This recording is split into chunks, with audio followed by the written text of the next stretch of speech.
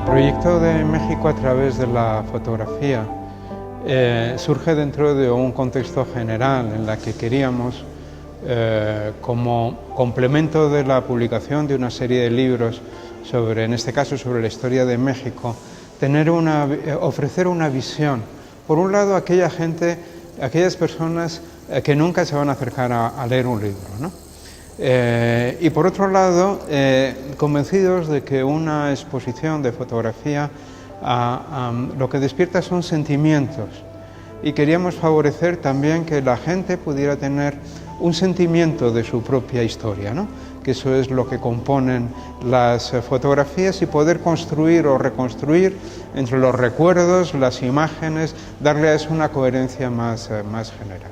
En el proyecto de América Latina en la historia contemporánea, más o menos hemos hecho ya un poco lo que son los grandes países de América Latina. Hemos hecho Argentina, Chile, Colombia, ahora México.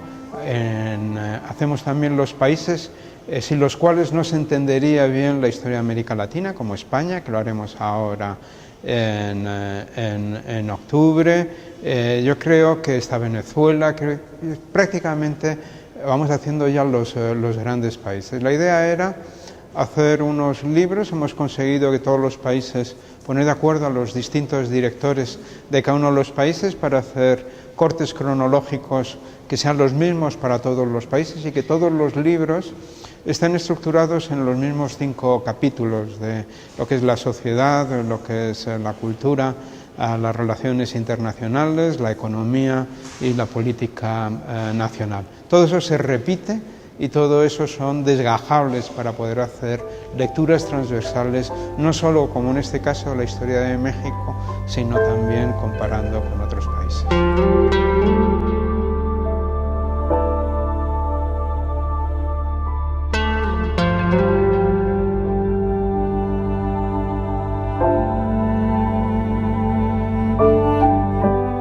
En todos los países hemos intentado completar los libros con una exposición del país, de la historia del país a través de la fotografía.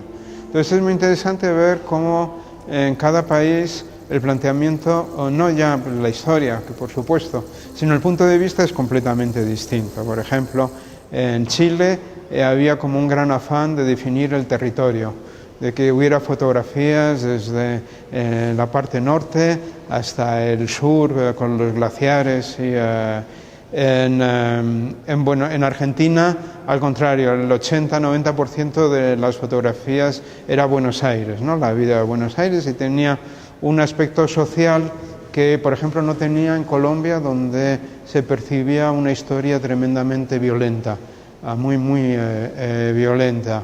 En Brasil era, sin embargo, una acumulación de puntos de vista distintos. Tenía desde el Amazonas a las ciudades futuristas de Niemeyer, ciudades como Brasilia, pero también como Río de Janeiro, que en sí mismas son casi como un universo, ¿no? O las metrópolis como Sao Paulo, ¿no? Con luego pues la selva.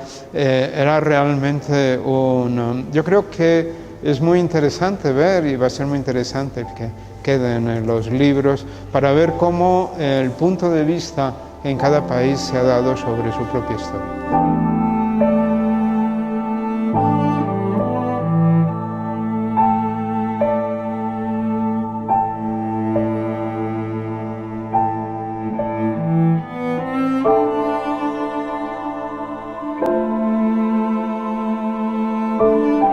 Bueno, pues nosotros decidimos plantear el proyecto al MUNAL por varias razones.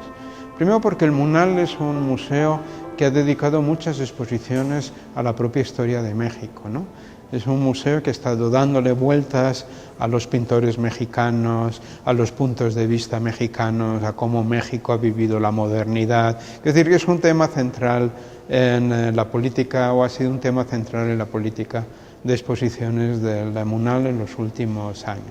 Y luego, además, nosotros venimos colaborando con el MUNAL desde hace ya tiempo. Quiero decir, yo creo que es la cuarta exposición que hacemos con el MUNAL. Hicimos una primera exposición con nuestra colección de dibujos, hicimos una exposición trayendo los collages originales de Max Ernst, hicimos una exposición de Walker Evans, y yo creo que esta es la cuarta colaboración que hacemos con el MUNAL, con lo cual es un museo con el que colaboramos habitualmente y con el que nos sentimos muy a gusto.